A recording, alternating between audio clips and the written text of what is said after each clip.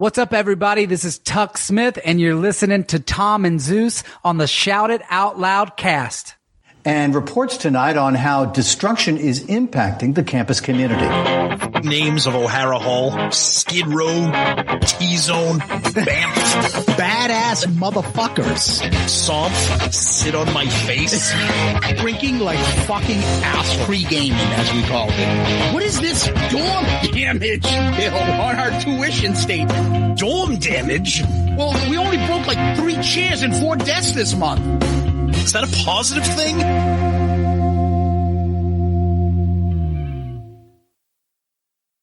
Bam! That's right. We're back with another episode of Dorm Damage, the show where anything and everything is on the table and the table gets smashed.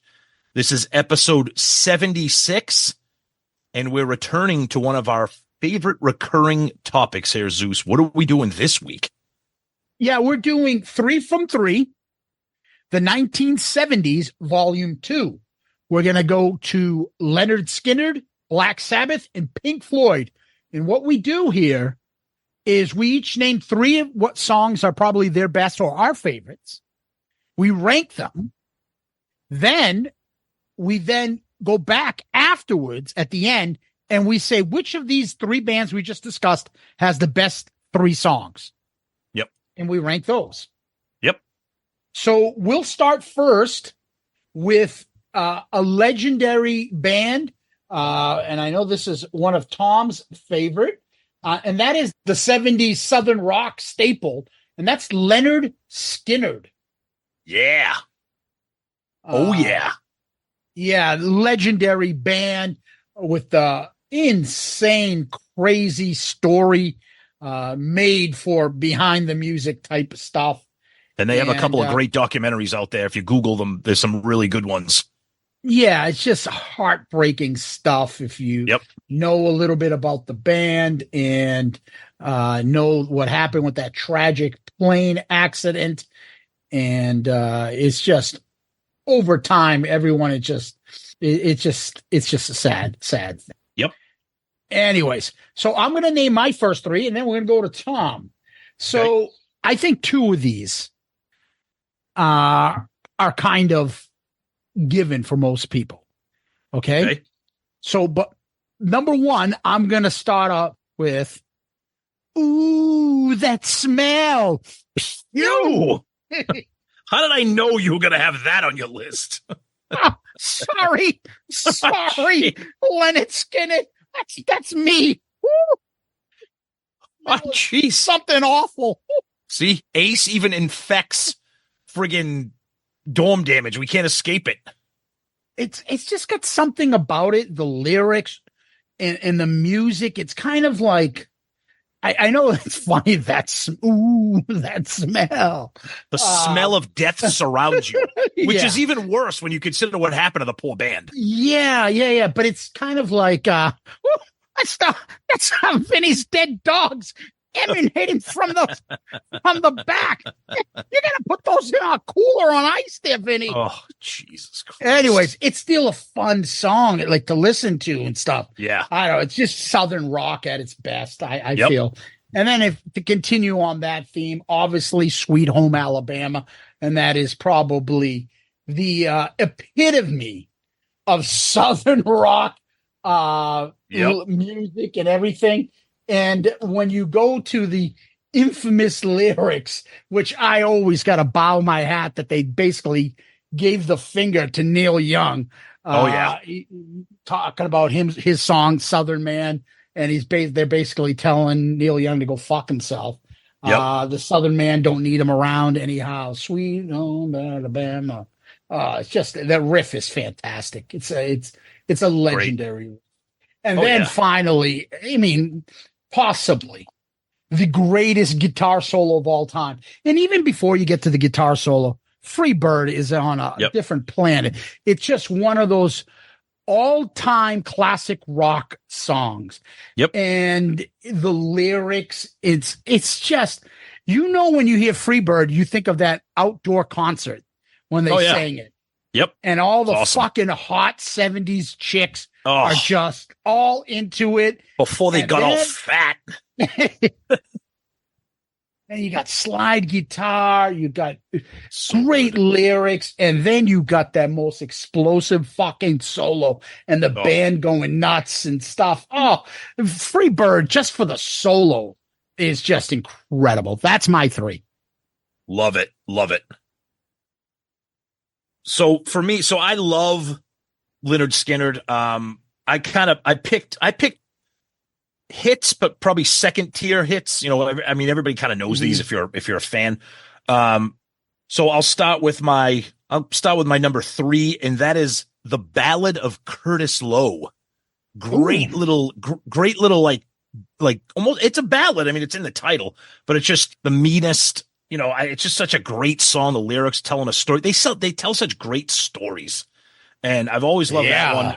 And then my second one is The Needle and the Spoon. Who doesn't love a good song about heroin? I've always loved that one. But then my all-time favorite Skynyrd song, since I was young enough to even know who Skynyrd was, is Saturday Night Special.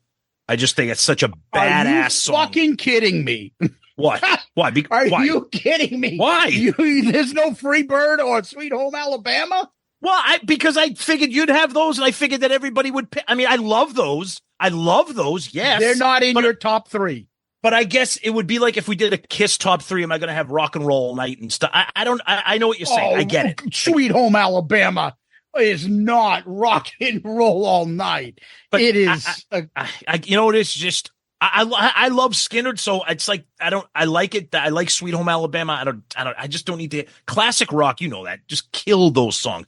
Obviously, great, legendary songs, but kind of falls in that fatigue factor like we've done with Kiss before. But wow. Skynyrd can do no wrong. It's just one of those bands. I love the sound of them. So that's my 3 for Skynyrd.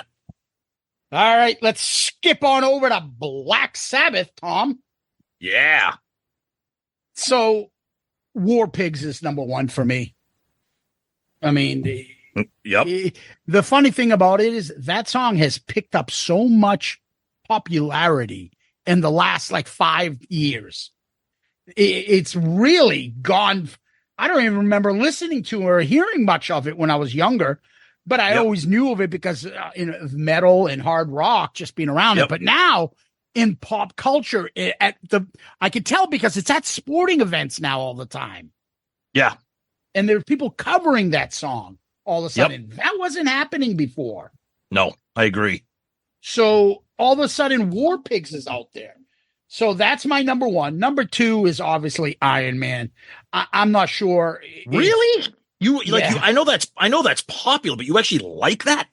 I do. Okay. It's just something about watching the original band and the Ozzy banging his head and the whole Beavis and Butthead video. I was just going to say the Beavis. Which one's Ozzy? That's him there in the members only jacket. I was just going to say the Beavis and Butthead clip make it worth a while. the members only jacket. He was not for an old fart. He was,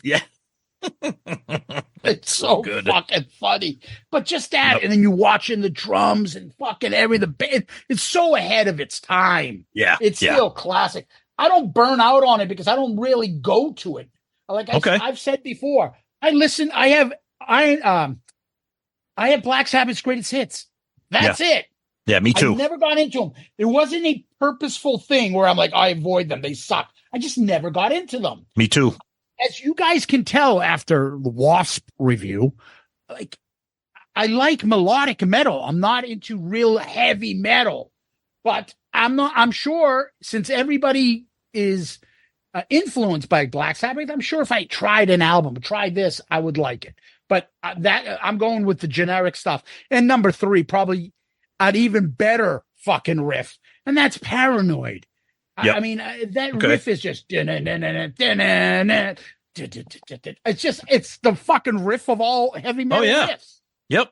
And I can't get tired of it. I can't get sick of it. And for me, it just sticks out. I got to go with the generic shit. Okay. So so these are like 2 bands where I think I'm a little bit bigger of a fan than you. I mean, I have the Sabbath's greatest hits, but no, you're a lot bigger fan. Okay. Well, there you go. And we're obviously sticking with Ozzy era Sabbath here, although we technically could have picked Dio shit if we wanted to. But I'm sticking with Ozzy. So I'm going to go reverse order number 3. I'm going to go with, I guess if you're an Ozzy fan, it's not a deep cut, but it's definitely like probably second tier. But I think the riff is so vicious and it's so influential, and that Symptom of the Universe. If you don't know the song by the title, play it right now. You'll know it immediately the minute you hear it. Second one is one of the only bands that can have an album, song, and band name all the same. So I'm going with the song Black Sabbath. Do you remember there was a band called Talk, and they had a song called Talk, I think, off the album? Do you remember a band called Danger that had a song called Naughty and a song called Bang Bang? Just fucking horrendous music. But Black Sabbath, just that intro with the rain and that scary sounds, and that was like what, 1969, 1970? Nobody was doing that. Fucking awesome. Yeah, just ahead of its time. Yeah, exactly. And the number one could have been any of your 3 songs or a ton of other songs. It was probably like 10 or 12 songs, but I went with NIB, Nativity in Black. That bass line, the riff, so heavy. It borders on melodic, because Black Sabbath, the song is like such like doom metal, but some of these other songs, like even Paranoid, they have a groove to them. So I think Ozzy Sabbath it never gets old. So that's my Sabbath. I understand that. All right, let's go to the last band. But before we do that, let's take a quick little break. So, Tom, for me, Pink Floyd, I was never really into it until years ago. I just had to try what the fuck the big deal was of Dark Side of the Moon. Yeah. And I really enjoyed it. I'm surprised by that, honestly. I'm not a drug addict. I'm not a fucking let me trip. I've never done shit like that. Yeah. So, to me, I never thought I would get it, just like the Grateful Dead and shit. But I can get why others find it amazing. It is ahead of its time, studio wise and stuff. And I could probably put any song on that as the 3 from Pink Floyd. I never got into The Wall with stupid little fucking British kids, hooligans singing 3/4 of the song. Yeah, hooligans. Not the song, but. All I know is another breaking the wall. Teacher, leave those kids alone. Hey, Governor, I don't need. Hello. We're making strides with our overseas fans here. This is great. Would you, as a gesture?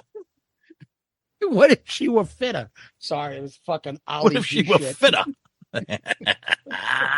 I know a nun called Sister Fista. She'll fucking. Anyways, I never got into The Wall. I'm not a big fucking Wish You Were Here guy. Some of the shit on Dark Side of the Moon, as slow as it is fucking heavy. That's and I good. really respect the fuck out of David Gilmour. I fucking can't stand Roger Waters. Fuck off, dude. He's a wicked David Gilmour's got a great voice, and he's an amazing guitarist. And the fucking guitar solos on Dark Side of the Moon are just insane. So with that being said, and I also like some of the songs that were on that comeback album where it was just David Gilmour, Momentary Lapse of Reason. Yep. Remember that album that came back out? I think in 87, Learn to Fly, The Dogs of War. Yep, that was big. I thought those were pretty good. Learning to Fly is a good song. Fucking great riff. Yep, agreed. Yeah. Anyway, so let's go with 3 from them, and this is going to be tough. But I'm going to take Time as number 1. Now, I know you got to wait into 1 minute and 45 or 2 minutes before the music starts. Yeah, because the fucking clock is ticking for a week before fucking Jesus. I thought the song began with tick-tock, motherfucker. That's the Pete Rock remix version of it. And then when that song picks, it is the fucking heaviest slow song. Oh my God, his vocal and the guitar on that. It's just so fucking heavy. And then it goes into these beautiful little soft melodies and then comes back around into this blistering guitar solo. Yep. Fucking incredible. Yep. All right. So that's number 2. That's number 1. Number 2 would be and I just shit on the wall. But Comfortably Numb is an amazing tune.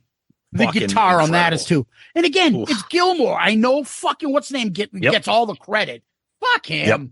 Yep. David Gilmour. I have a lot of respect for him, and I've always heard great things about him.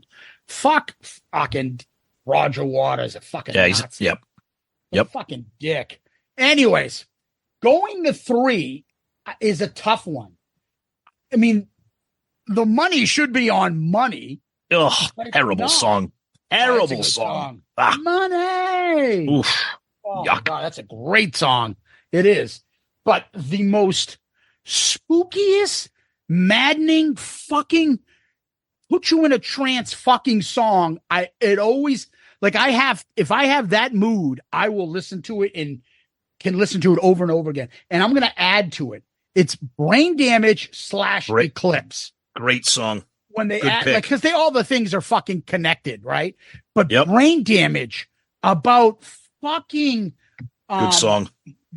Sid Barrett, and basically fucking describing how he's gone slowly into madness, and the lunatic is out there, but now the lunatic's in my head. There's somebody inside, but it's not me. Yep. And then he talks about how the time was like, and the band's playing a different song than what I think they're playing, because that happened to fucking Sid Barrett on the stage. Yep. Amazing shit. And then when they get into that British way of Gilmour singing Eclipse at the end, all I can do, and oh my God, it's just beautiful music. And then if you ever see that YouTube clip of that kind of music video, and there's a giant eye and major things are fucking exploding, people laughing.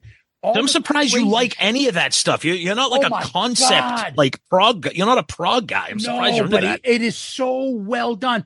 Yeah. And probably because they're 4-minute fucking songs. They're not 17 minutes with Opus 26 and fucking 5 different rhythm parts to it. And this Are you mocking standard. Rush right now? You're mocking Rush. That's okay. I'll take it. Early Metallica. Like, you have great riffs. Use 1 per song. Don't throw 4 in a song. No. They'll do what they want. Yeah, I'm saying Brain Damage / Eclipse. All right, cool. So Pink Floyd, definitely I would say I'm a light casual fan. I own no Pink Floyd albums. I never have. I grew up listening to The Wall. My sister had that, the double, triple vinyl, whatever it was.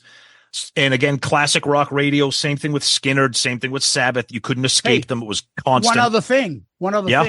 Yeah. I also had Bob Geldof in The Wall. Oh, there's another asshole.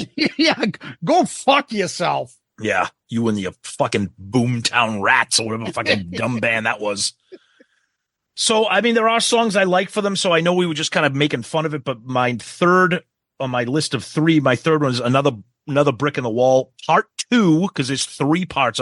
Part 2 is the one that kind of made all the hits. I still like the song. It's catchy. It's got a great rhythm beat to it. My second one is Young Lust. I've always thought that was cool. Ooh, I need a dirty woman. Ooh, I need a dirty girl. I mean, come on. It's a great song.